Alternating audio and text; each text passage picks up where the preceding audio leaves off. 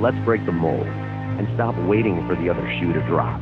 Welcome to Stanley on 7. We're here until it's here. And we're on the clock. We're back. This is Stanley on 7th. I'm Ryan Carter with John King. The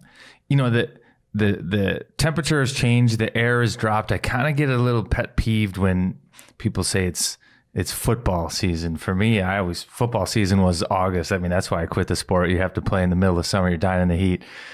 When it comes fall and the leaves start to change, that's hockey season. We're here. We are back. We are Stanley on 7th. The gist of the podcast is, hey, listen, we're going to talk about wild hockey till they bring the Stanley Cup to 7th Street. Mr. King, why don't you tell us more about that?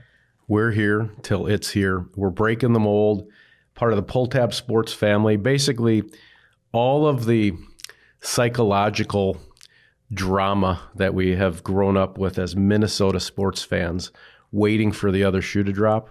We do not do that here. We are pushing through, and until that beautiful chalice is rolling down 7th Street and our shoulders slumped down and we're getting loose and we're finally free, that's what this podcast is about. Well, timing's perfect for us to get back into this because I saw it.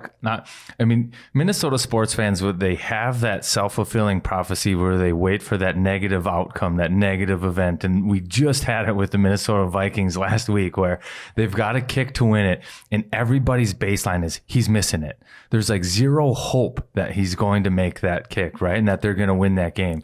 And it's almost like a self-fulfilling prophecy, like the energy just gets sucked out of every environment because you know it's coming. That's the mold we're here to break. People would rather say, I told you.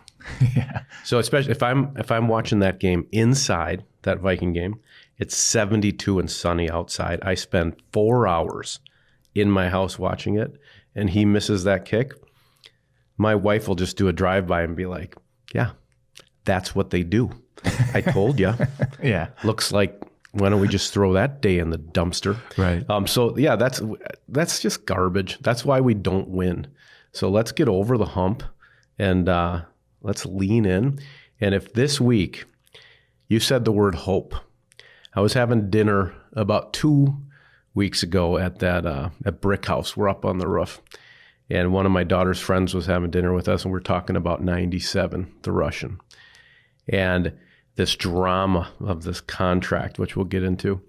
And she said this really simple sentence. She said, the reason they need to sign him is he represents hope. He's hope.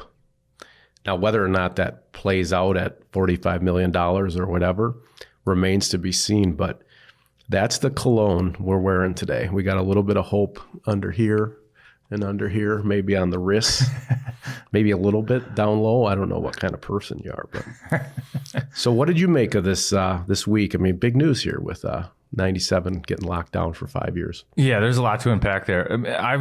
I have to admit, I've always said that I don't think things like this kind of get done until the 11th hour. This one went down to, I think, 11:59, in terms of when camp started. And I think there's a lot to unpack with that too, why it took that long. I think why it was that important. We've got some news now that Bill Guerin jumped on a flight on Monday when he found out that Kirill was in the United States. Originally, now this is great. Originally, I had thought that Kirill was in Russia. And, then there's that leverage where, okay, because of the coronavirus, he's going to have to come. He's going to have to quarantine.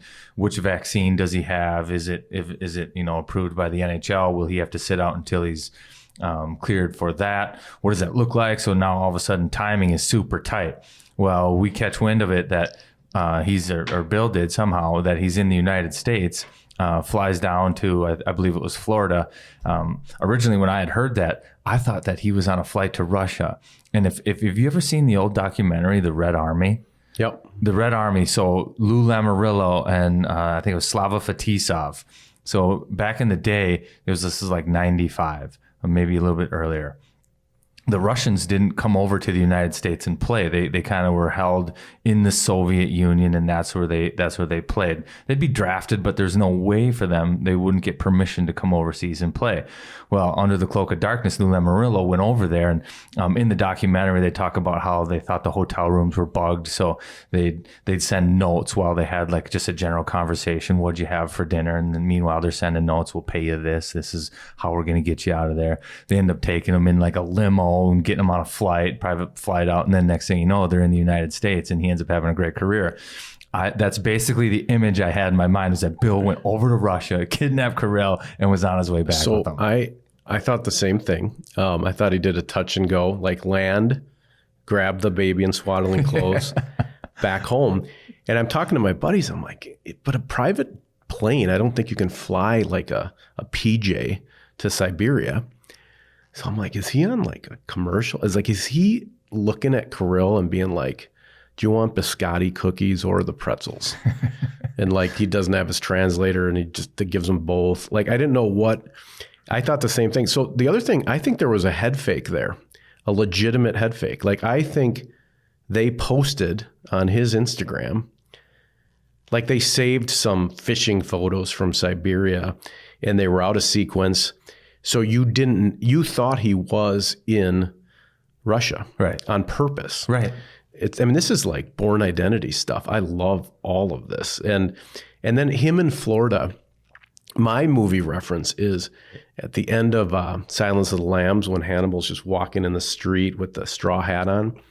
I picture Kirill down there in flip-flops, that white shirt he wore in the press conference. How about just wearing a T-shirt with like one word? I couldn't read what it said. I mean, he's just wandering around Florida with a Panama Jack hat on. Billy G comes down there. It's awesome. You know what's unreal about that T-shirt too?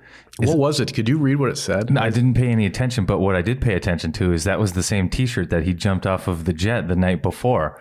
Yeah. So signs for $45 million, and he's wearing the same clothes 2 days in a row. That's unbelievable. Or maybe that's how fast it went down. Like, I want to know the details of the story, that he didn't have time to pack a bag and literally, but he had his hockey bag coming off. I think we saw in a video. You've seen his fridge. Yeah. I think Kirill's a pretty low maintenance guy. Yeah, that's what he said in the press or something. He's like, "What are you going to buy with your $45 million?" He's like, "Nothing. I have nothing I want." You know? So I'm going to give you a little psychology. Now, you're a former player. You certainly don't go on the roller coaster as much as a fan. This Kaprizov thing for me was puck purgatory. I didn't feel comfortable. It was like I couldn't be a Wild fan till I knew we were secure, because you had the Suter and Parise thing went down. So I pictured Guerin, it's like he's playing poker and he's waiting for the river. He's got some cards in his hand, but if he doesn't get the last card in the river, he is done. I mean, he is really, he's really pushed everything into the center of the table. Right. And if that last one, and I felt it, to talk about the Viking example you used, one of my great joys this summer was anytime the Wild would post, they might post that, the equipment manager's grandmother turned 95, and I would just click on the comments and it would be sign Kirill, sign Kirill, sign Kirill, sign. It'd be, it'd be a 9/11 post. Click, sign Kirill, sign Kirill, sign Kirill. I was like, this is so, it was like a giant pimple that needed to pop. You know? Right. Did you were always confident, even back when we last talked, that this will get done? Yeah, I mean, you look at it. I just never saw that he would come over to the United States in a pandemic just to have some leverage to go back and earn a couple more bucks in Russia. That just didn't make sense to me. Not to mention, you look at the best players in the world. Like, I believe the best players in the world are motivated by different things than just average players. Like, I mean, he looks at it and you've got Ovechkin, Malkin, Kucherov. Some of these great Russian players, they're not playing in the KHL. Right? They're playing in the NHL. So if he wants to be in the same breath as those guys, as much as he maybe wants to do it in the KHL, you just can't. Right? And maybe the headlines are different over there in Russia than they are here in the United States. But the way I see it is those guys are the best Russians in the world, and they're playing in the National Hockey League. So if he wants to be in the same breath as those guys, he has to play over here. And I thought he played it. he played it just Russian enough. Like it was clear there was a weird negotiation. He was being kind of a hard ass, or his people were. I could see the gold chain sort of on his neck, you know, but he didn't go past it where Minnesotans especially would be like, you know what, why don't you go pound salt? You know, you've played 55 games, you know, I think we've had enough. Because it was a fine line where he could play it out. I think he played it perfectly to like, he's a Russian superstar negotiating a contract. He didn't go over where all of us Norwegians would kind of hold it against him. No, and I think you do have to give his agent some credit. I think he did a pretty good job with this. And I think it kind of sheds some light on what goes on in some of these negotiations. Like there's a lot of money on the line. And to go under cloak and dagger and have a plan to post these pictures of you in Siberia when really you're in southern Florida, and to play these games. And Billy even tipped his cap and said, hey, kudos to Kirill and his agent for coming over here early. And Billy alluded to the fact that maybe he was onto it, but the intent wasn't for Billy to know, but for him to have had his quarantine time, to have had his vaccine, to be able to, as soon as he signs on the dotted line, to be part of the team and not have to sit on the sidelines. Ultimately, I think that was probably Kirill because you know, for not having a stronghold on the language, he says the right things at the right times. Like, I just wanted to play hockey. I just wanted to be with my teammates. I think he plays that out like so. The language. Yes. I think he knows when to sort of bob and weave as it relates to the language. Yeah. I think he knows more. You've said this before. I think he knows more than he lets on. Which is smart to know what you can say and what you can't say, and then to use it to your advantage. Like, I mean, I think that illustrates the intelligence that he has. That story was cool too. I guess Guerin was with the coaches, gets the text from Paul, the agent for Kirill. He doesn't want to be rude to the coaches, so he says, but then Paul, the agent's like, you should step out. Yeah. How great is that? And he gets out. Whether Billy knew he was in Florida or not, I don't know. But I kind of want to go to the restaurant they were at, you know, wherever they had this dinner. But the whole thing was cool in Minnesota. So it happened on a Tuesday night. That's when I played beer league. It was a full moon. Ooh. So this is something we need to track with Kaprizov going forward, is full moon statistics. I don't know if that's on Hockey DB yet, but if next time we have a full moon and the Wild are playing, I am betting heavy on 9-7. But after our game Tuesday night, I think there were 20 vodka shots of different guys. I had a White Russian. Like, people were really happy that this got done. And I hope it takes a minute before everybody gets negative and starts going, $9 million man better show up. You know, he hasn't scored in 2 games. Like, you give him a second, you know. Well, let's get into that for a second, because I think Bill Guerin has said this quite a bit, that he has been in the spot where he's held out of training camps before. Yep. And he's said that he could never catch up. And yeah, maybe that means the physicality or getting in shape, right? Like, as back in the day, training camp used to be your vehicle to get into shape. Now guys got to come to training camp in shape. So that's changed a little bit. So maybe that's what he felt, or maybe he just didn't have the chemistry with his teammates. But all he ever alluded to was how he couldn't catch up on the ice. And I mean, I think he's reflecting on his own personal experiences, saying, I'm trying to manage, yes, a salary cap and these other things and build a team, but I also want to manage Kirill because he doesn't quite know the situation that he's in as a player, right? Like, that he might be behind the 8 ball and not have the season he wants. And all of a sudden there's this, as you mentioned, added pressure, $9 million man, now be there. And if you come without training camp and you're not part of it from day one, maybe you're a little out of shape. Maybe it takes you a little while to get up to speed. And yeah, then the bright lights are on you in a negative way, right? And I think Billy hasn't mentioned this, but there has to be some element of being a teammate too, right? Like, so you're holding out, and as a player, I would never hold it against anybody, because you don't have, your window of playing is really small. And then the opportunity for you to get paid is even smaller, because you only negotiate a couple of contracts, right? So as a player, I never held it against anybody if they were waiting and trying to get what they deserved, right?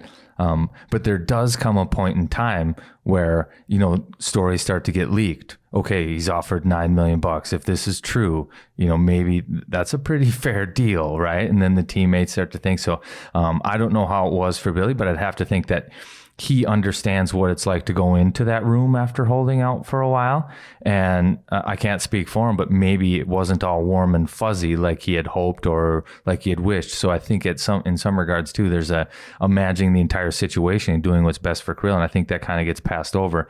I really do believe that part of Billy's motivation was doing what's best for Kirill in that situation as a player and as a teammate. I want to ask you about this. So I grew up as a football player, and the culture of football is really different. It's more like the military. They don't cut players. So everybody's in.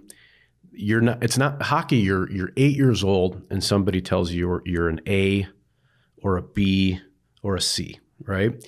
And even if you go back to Kirill's, the very funny thing on Spittin' Chicklets with, I don't want to play with shit players. I come to Russia. Yeah. And now this Key and Peele video that I talked to you about, so I first watched this video. It's the night of the signing or the next day. And they've recut this Obama comedy sketch. And in the original sketch, Obama's basically buddies with only a half dozen people out of 25.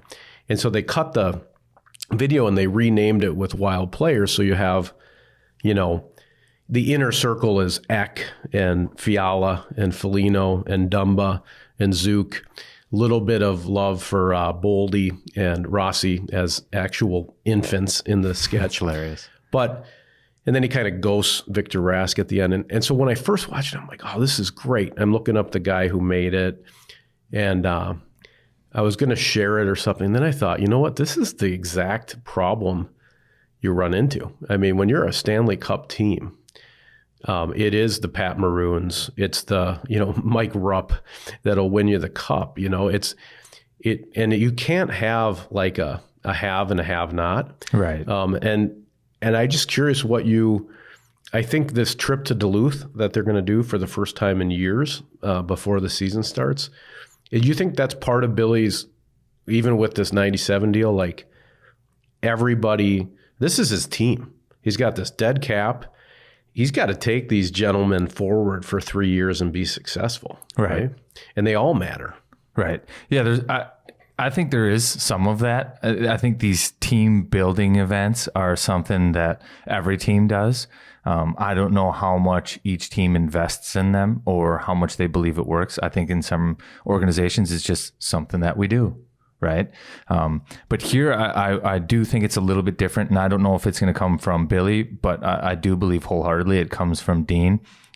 If you read anything or talk to Dean at all, it's not about it's about we, it's about the team. Even like yesterday Dean got asked about Fiala kind of getting a short change. He's led the team in points the last couple of years, or at least over the span of the last couple of years. Yet he gets a 1-year deal where the team filed for salary arbitration. And then you get Eck getting an 8-year deal and Kaprizov getting a 5-year deal for much higher money. That stung him. I think that stings Fiala, right? But what Dean says is until he looks in the mirror. Yeah, what Dean says is everybody in that room has a contract. Everybody's in there to play right now. And there might be some things that motivate everybody else, but as soon as that door closes and we get to work, everybody's got a deal and we're all going in the same direction. And I think that's why Duluth, and I've gone on these trips to Duluth. I was under Fletcher and Yossi when we went up to Duluth. So how do you do it, right? So I'm picturing this. There's a bunch of hockey fans in Minnesota. If Duluth knows the Wild team's going up there at some point for a weekend to kind of lean into it, probably let their hair down together, golf or whatever the hell they're going to do.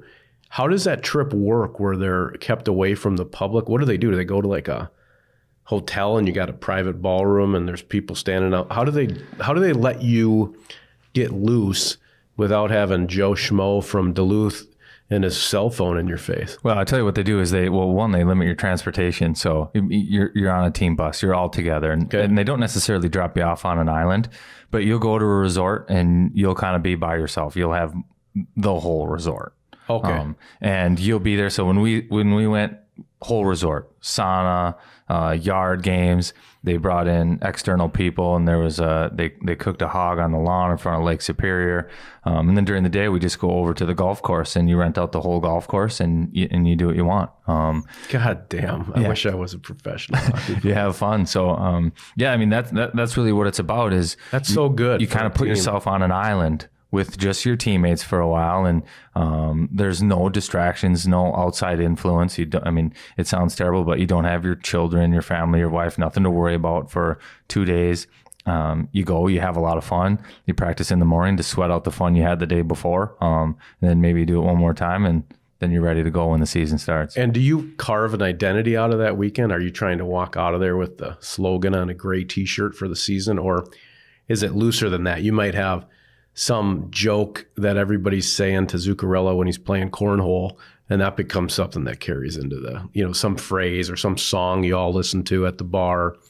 Is it, I guess what I'm trying to say, are you trying to do like a Camp David, this season's all about X when you leave that weekend? Or are you just going up there to kind of bounce into each other? I think you try to come away with stuff like that. I think the good teams and the good coaching staffs, they sit on the periphery and they observe. Ideally for those coaches and management, it happens within the team, and you don't have anything to do with it, right? And last year, the team, yes, exactly. So last year, if you remember all the post game, maybe it was 2 years ago, all the locker room pictures after the game, that the thing that was passed around wasn't a hard hat. It's been a lot of different things over time, but it was the river rafting hat, right? Yeah. Yeah. And they had gone on a trip to Vail, and they had going down the rapids on the river. So that's the hat they took, and that's the hat they passed around for player of the game. So that is kind of the thing that you want to grab, is like a lightning rod kind of moment in a situation there. But yeah, ideally your leaders take that trip in that room and they pull something out of it that they can grab on together. And then that's what they ride off on into the regular season and hopefully carry it into something special later on. I just like to pause for a moment and just imagine a pig on a spit, rolling. I can smell Lake Superior. Hold on. I can smell the pig. Smoke from the sauna, because that's coming up after the meal. Just your boys. Yep. On an island. Yep. God damn. Being Harry Styles would be better than that, but that's pretty good. It's like rock star hockey player.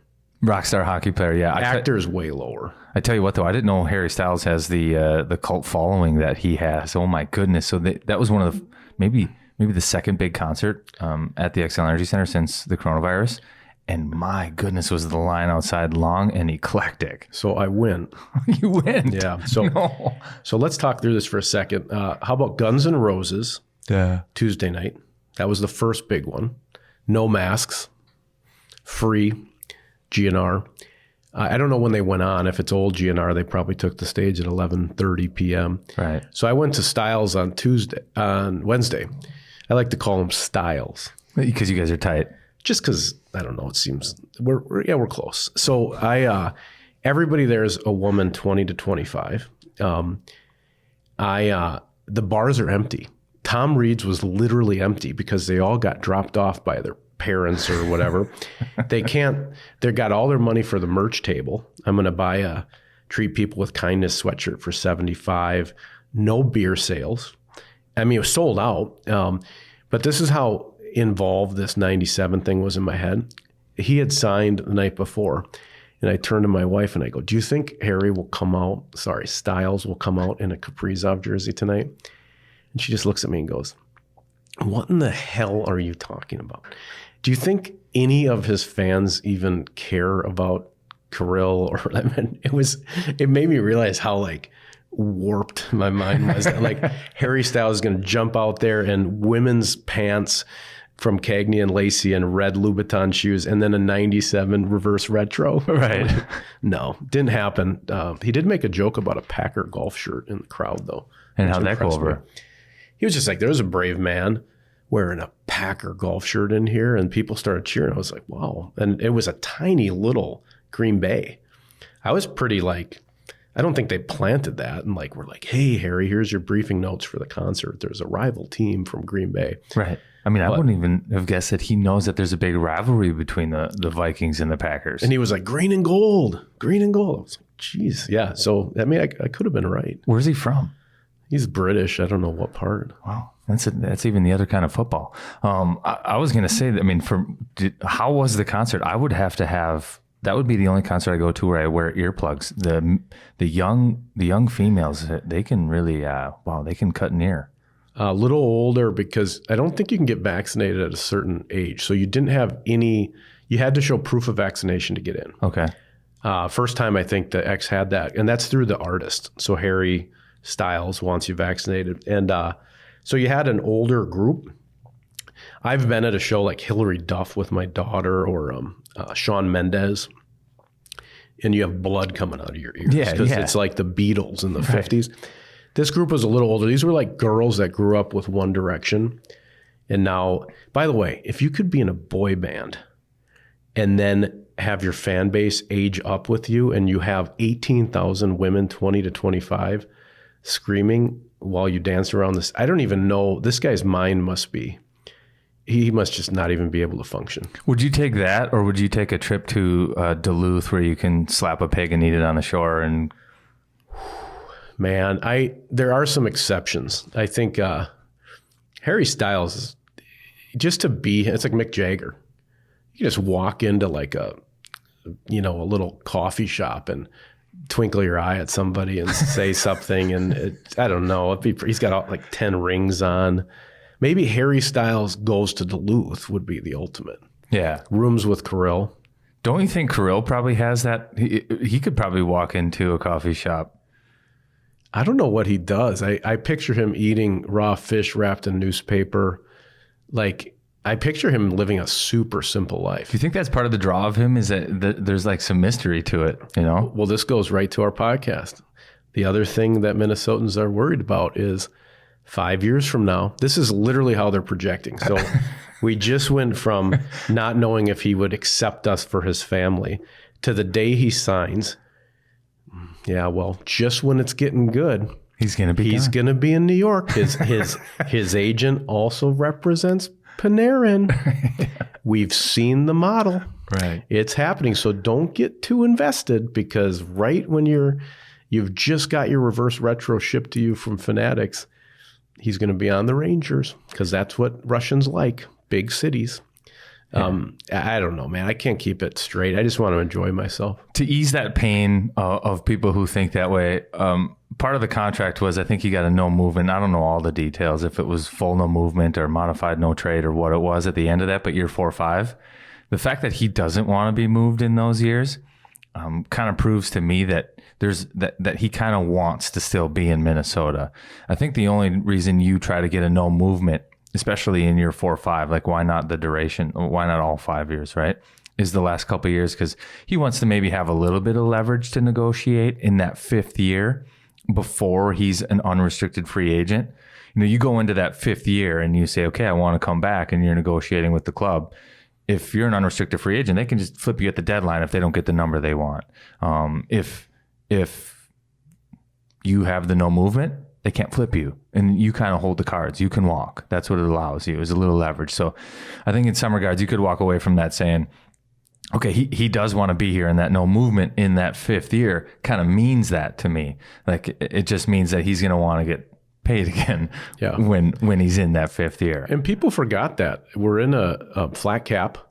So if you're a superstar right now, every single money person around you is going, hey, as little term as you can. You know, we just signed up ESPN for the TV deal. Money's going to go back up. You don't want to be the sucker that signed an 8-year deal when we were in this flat cap period. Right.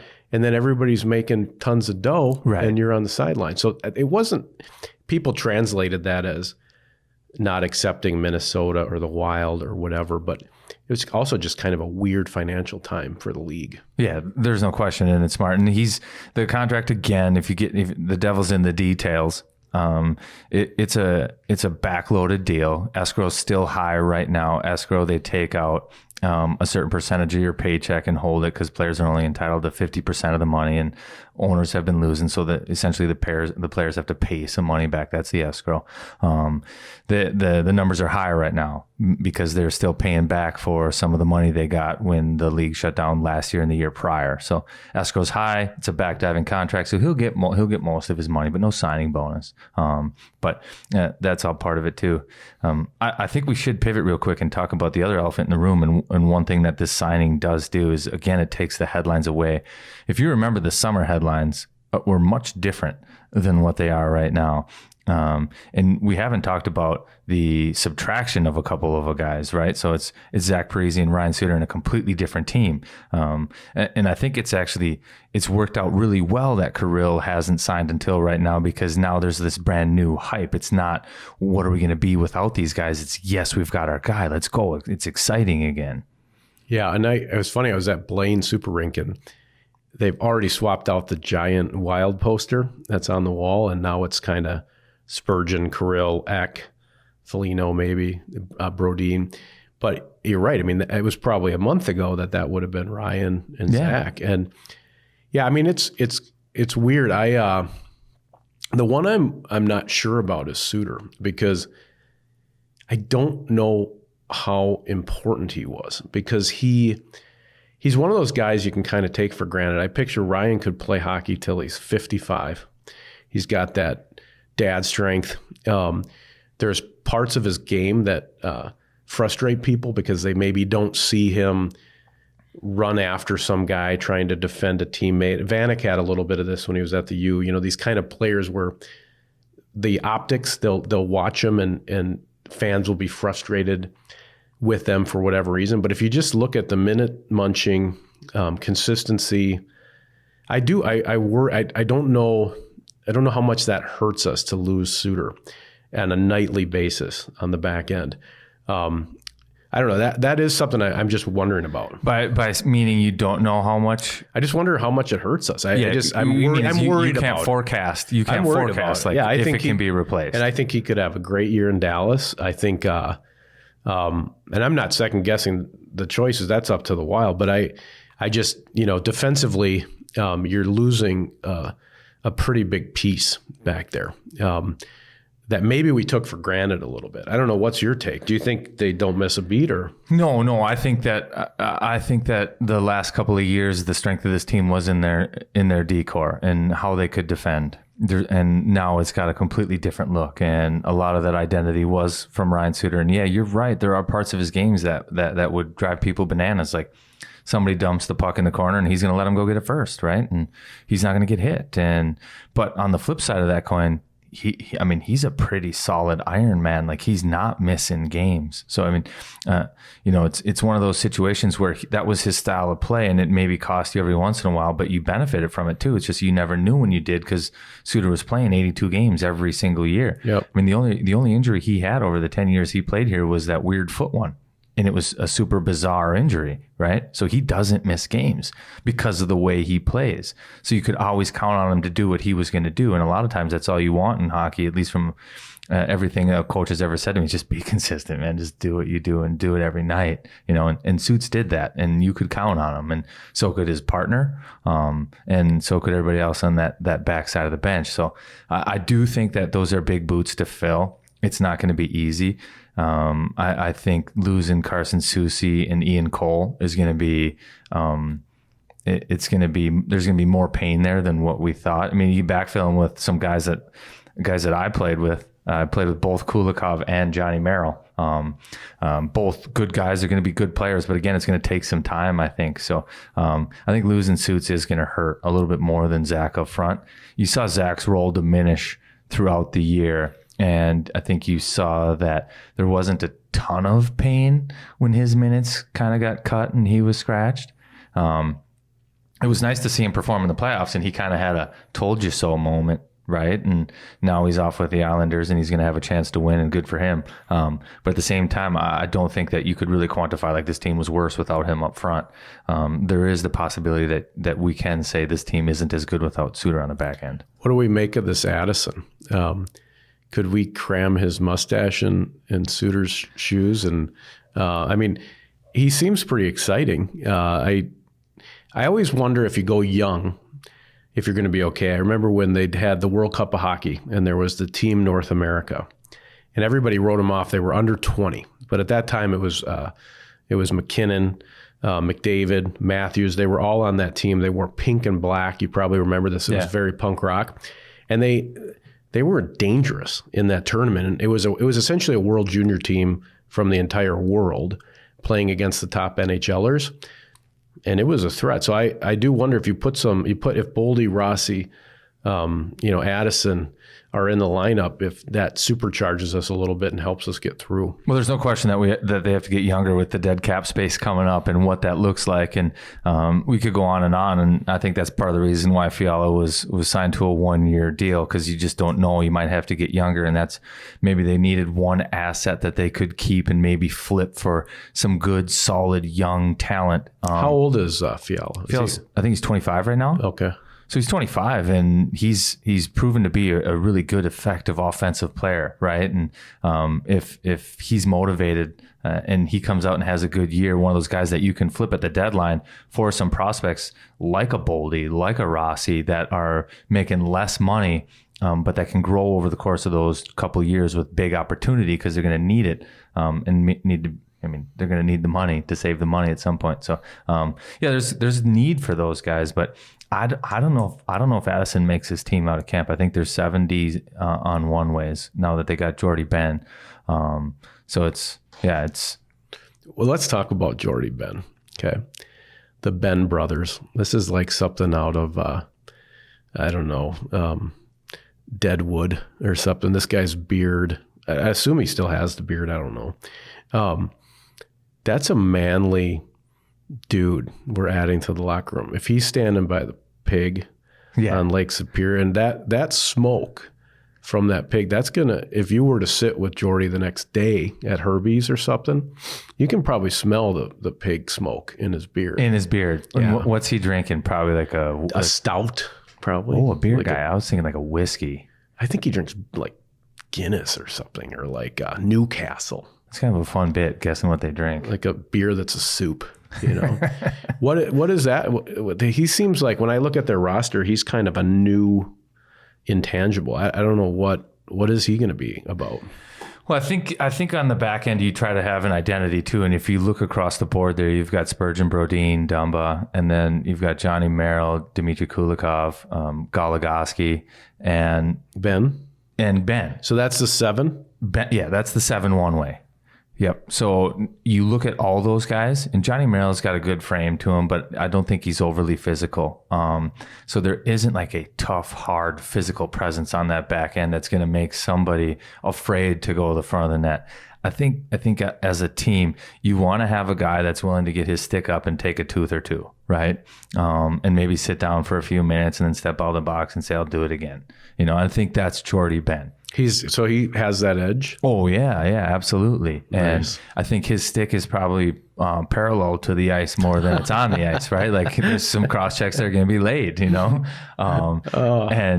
you don't want to go to the net when there's a guy like that out there. And, I think goalies love it and stuff like that. So I think that's the element he brings, and some leadership, some experience. It's going to be a different look than Kalen Addison, John Merrill. I think the top 4 are set. It's Goligoski and Spurgeon, and then it's Brodin and Dumba, right? Okay. And then I think the next 3, the bottom 3, it's going to be Kulikov, Merrill, Jordy Ben, and maybe Kalen Addison, and that's going to rotate, and they're going to try to figure out maybe on a nightly basis what's the best matchup to have. And we also have a defenseman, I believe his last name is Lambos. Yeah. That's a great, I hope he's fast. Yeah. He's speedy. Red skates. Yeah. Just looks like a racehorse. I mean, doors open upwards. Yeah. So he's a stud too, right? They do have helmets. We should get him one of those helmets. So, the helmets now, they auto adjust. You can just click the sides and then they kind of go up like there's wings, and you can push it forward and back to tighten it. They should just screw his so his doors are always open. That would be unbelievable. I've heard he's a stud too. He kind of gets mixed into this Boldy Rossi group. Yeah. By the way, so the beautiful babies. Yes. Rossi was basically in the ICU last year, if we're playing this baby thing out the whole way. We got Boldy Good Boston College boy. Are these guys going to be in the lineup on a nightly basis? Is Rossi going to be playing with 97? Or if there's 82 games, how many games do those two players play up? I mean, again, it depends. Bill Guerin and Dean Evison all along have said that there's no spots being given to anybody. They have to earn them. But, I mean, they've done a pretty good job so far earning those. Boldy went to Iowa last year, was great. Rossi and Boldy in the rookie tournament, they were both the standout players. So I think they've done everything they need to thus far to be on this team. It's not going to be an easy battle for them, but as much as those guys want to play for the Wild, I think the Wild want them to play for them too. They need those guys. You keep talking about it, and it's going to be talked about ad nauseum probably is the dead cap space in the next couple of years and how important it is going to be to have a Rossi, a Boldy, those guys on their entry level deals making a little bit of money, producing in a big way. And I think the only way for that to happen is to give them some experience. Now, this is a thought I had the other day. I also think part of the reason it was very important for Bill Guerin to sign Kaprizov before camp starts and before the regular season starts is to protect those two guys. And this is why. If the team struggles offensively, obviously Kirill is the go-to guy. If you take him out of the picture, where's the offense coming from? And all of a sudden the buzz is on the two young prospects, and there may be pressure on those guys to come in and score goals right off the bat. And I think before Kirill signed, objective number 1A is sign Kirill. Objective 2A is the development of Addison, Rossi, Boldy, and these young players because they need them in such a big way in the future. To get through this bridge period. And it has to be a spot where we're not gonna leverage everything right now to make sure that we win in a couple years or today. What matters is a couple years from now. So they don't want to throw those guys and thrust them into a situation where all the pressure's on them right off the bat. Couple of rookies, you need to perform, and if not, the narrative just goes right down. So I think it was important for them to sign Kirill to take a little pressure off those guys. They can come in, be support pieces. How they do it, I look at, and again, all I can draw on is my experiences. I look at when I was in Anaheim, Ryan Getzlaf and Corey Perry, 2 first-round draft picks. They came in the league together. They played together. They were staples, whether they're on the first line, second line, third line, fourth line. They played together. And they won the cup right away, basically. But in terms of their development, they struggled together. They succeeded together. They had one another to work through the problems and the situations that come up in professional hockey, right? Like you always have something, you're not at it alone. So I think it'll be important for those guys. And I do see them at least off the bat playing together, at least for a little stretch here, not breaking those two up. And I mean, Fiala can be a guy that's demanding. He wants the puck, and you don't want a young guy going out there on a line with a guy that's demanding, say, give me the puck. You want that young kid to learn how to play his own game and be good his own way and not have to jump on somebody else's page. So there's no question that those guys are going to be a big part of it. I think as long as they're healthy, there's a good chance, and they perform like they did in the rookie camp, that they play 82. Oh, that would be great. And what do you think the lines are? Lines. Yeah, that's a good one. Again, it comes into philosophy, not necessarily what I think and how the lines match in terms of the best lineup. But off the bat, I think it's going to be Ek with Kaprizov and Zuccarello. Second line is going to be probably the big line.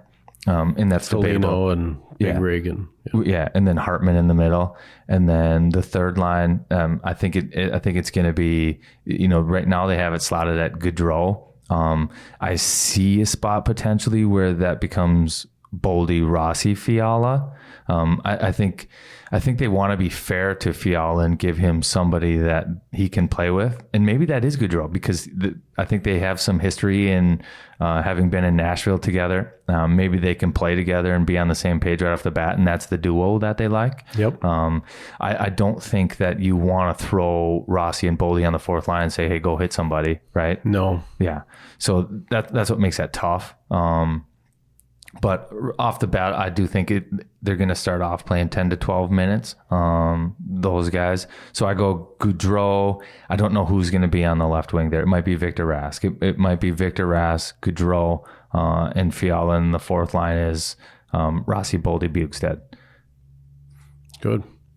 What else you got on your sheet there, Mr. Carter? Yeah, we're.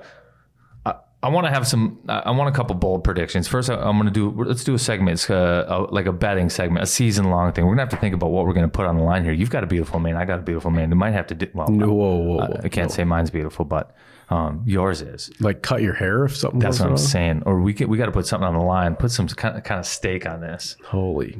Now you really are catching me off guard. It's a season-long bet for these. I had a guy at hockey the other night. Carell just signed his deal that night. He said, I bet he scores less points than he did last year. I'm like, Jesus, you're a card-carrying Minnesota sports fan. Yeah, negative Nelly. So I bet him, what did I get? And if he's injured, it's wiped out, which is even weirder. So I got to pay him $100 if he scores less, and I get $56 if he scores more than last year. 2-1. So he got some odds. Yeah, I mean, I think he has to, right? Yeah, because the games played and stuff. Yeah, it's going from 56 to 82. Right. So let's do that. Let's jump in right with Kaprizov. So last year he had 27 goals in 55 games, amounts to 0.49, almost a half goal a game, right? Mm-hmm. What do you think he gets to this year? Full 80, signing a big ticket. 80. Full 82. You think he gets 80 goals? 80 points. Oh, 80 points. Okay, let's go goals. Well, he's more of I don't even know, 40-40. He's actually a great passer. I think people think of him as that Ovechkin stick up in the circle blast, but man, does he dish the puck. I love watching him pass. Yeah. I think and what was he last year? Goals versus assists? He had 27 goals. I don't know what he had for assists off the top of my head. So he had 55 points. It's probably about the same. Yeah, I think he's 28. like a 40-40 guy. Yeah, 40-40. So I have the over-under set at 39. So it's a pretty good spot. You taking the over or the under? On goals? Yes. God, 40 goals is a lot of goals. Yeah. I'll take the over. You take the over? Yeah. All right. We've got you with the over. I'm going to take the over too. I think the power play looks different. I think the power play is a lot better. And as much as teams might want to key on Carell now, he's not a secret anymore. Negative Nelly's reason for betting against this was we played a bunch of bad teams last year over and over again. Mm-hmm. And now we're playing Pittsburgh and Washington and, Tampa and everybody, at a regular season. But I don't know. That seemed overrated. Yeah, no, I agree. All right, let's go to the next one. Eriksson Ek goals. Last year he had 19 in 56 games. That's 0.33 goals per game. So I set the over-under at 25 goals for Ek. Now he's playing a first-line role. He's probably going to be power play again, somewhere in that front. Don't know what unit, though. Over. You're taking the over on 25 goals. Yep. I really like Ek, and I used to make fun of him. I told you this before. He was the poster child for the team. Like, oh, you're going to give your kid an Eriksson Ek jersey. Is that going to make him happy? And God, the fan base fell in love with him really over the last 18 months. And I think he can do a lot. I think he's a hard ass. Everybody hates him. In the whole league. I think that's why Minnesotans love him. Yeah, everyone hates Eriksson Ek. Because they can relate, Minnesotans can relate to him. He's like such a nice guy. And he's just getting his ass kicked every night. But there's something he does that just is just passive aggressive that rattles people. Because he plays so hard. Yeah. He plays so hard. Yeah. Yeah, I'll give the over on him just because I think he'll be around the Russian. Last year, Fiala had 40 points in 50 games. That's 0.8 points per game. So I got his over-under set at 65 over the course of 82. Under. You're taking the under. Okay, I took the over on Ek for goals. Okay. Or I took the under, I'm sorry. I got the under on Fiala just because I think he's going to get tossed about a little bit more. I think, and it's said in a weird way, I don't know that the Wild are going to take as good a care of him. If this was your Pee Wee team, it might throw him on an island from time to time and hope he gets his. I just think he's not going to be coddled in terms of the line. Yeah. And so I think he'll dip a little tiny bit. I'm taking the over. I always like to bet on guys on their contract year. It's his contract year. He's motivated. He's motivated, I believe. So I'm taking the over on that one for sure. Let's go power play. Last year percentage. Last year was it was not the best. 24th in the NHL, 17.6%. I've got 19%. You think the power play is over or under? So that you're What's taking average in the NHL? I think somewhere right around the middle was maybe 19%, right in the center. Okay. And what's your over under? It's at 19. So are they going to be a top half power play or bottom half power play? No, top half power play. Top half? Yeah. Yeah, I mean, there isn't Parisi now, so you've got a new guy down there. I think that's going to be the spot Boldy plays, the goal line attack there. And then no Suter up top. So who's going to take that? It's going to be Goligoski or somebody else up there. So you're taking the over. Yeah. I'm taking the over too. I like that. Are we rubes? I hope we're not rubes. No, we got a couple unders. We got a couple unders. All right, so team points. Team total points on the year. Last year they had a pretty good year. They're ninth in the NHL, 75 points in 56 games. Over 82 games, that would have been 109 team points. I set the over-under at 100 points. Usually playoff teams will be about 92 to 94. What was your over-under? 100. I got it set at 100. And what ekes you into the playoffs? It's usually 94. 94 will get you a spot. I think they squeeze into the playoffs, but I think they're under 100 points. So you think they're between, so you're taking the under. Yeah, I think they get into the playoffs as like a 7. They're at the bottom half, but I don't think they get 100 points. There's a lot of people thinking that the Central's going to have 5 teams and the Pacific might have 3. The 3 that make it, and then the Central will have the both wild cards. When you look out west, it's not pretty. Yeah, I don't know who you beat up on in this division though. Maybe the Coyotes. It's tough lineup. Yeah. All right, let's get one or two more of these. Cam Talbot. I mean, last year he was pretty solid. Save percentage 915. And I think that was 16th in the NHL. I gave the stipulation to 20 games, but 915 save percentage. New decor this year. Does that save percentage go up or down? I got it set at the same 915. I'm sure there's some stat way to look at this. Like if you're taking more shots, it goes up, I guess, probably because I don't know how the math works. I think he's going to take more rubber this year, though. Did you think he's going to take more shots? Yeah, I think Suter did a lot of things that people didn't know, and we're going to be that, like you said, that bottom 2 pairs of like they're going to be changing all the time. I don't know. I think he's going to see some rubber. I guess I don't know if it'll go up or down. He was 915. Yeah. I think it goes down a little bit, and I think we win some games that are a little dicey, like 4-3 and 5-4. So you're taking the under. You're thinking 9-10. Yeah. I'll take the over. Okay. We got just a couple minutes left, so let's get into. I want to, unless you have something else you want to talk about. No, we're going to finish with the unboxing video. That's all I ask. Okay, yeah, fantastic. Okay, a couple bold predictions. I don't know that I've prepped you with this or that you'll know what or have any big bold predictions, but I've got a couple, 2 that I'm going to say. Okay. I believe my bold prediction at the end of the year that Fiala leads the team in points, and if that's the case, I think there's a chance he gets dealt at the deadline.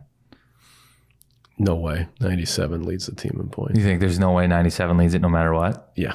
Okay, that's my bold prediction, is that Fiala leads the team in points. No way. He's got that Panama Jack hat on, biscotti cookies from the flight. No way. 97. Boldy finishes 3rd on the team in goals. That's my other bold prediction. I think it's going to go Kaprizov, Fiala, Boldy. That's possible. I like that. I like that. So I didn't have advance notice on this question. I would say either Rossi or Boldy are in the top 3 for Calder.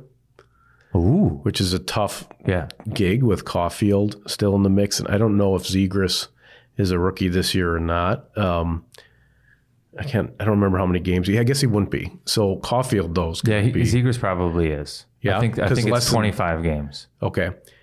So that's a big prediction that one of those 2 guys will be in the top 3 because that's all they have. What would be my other? I'm going to put a really weird one out there. Yes. 97 scores 97 points. 97 with 97 points. I like that.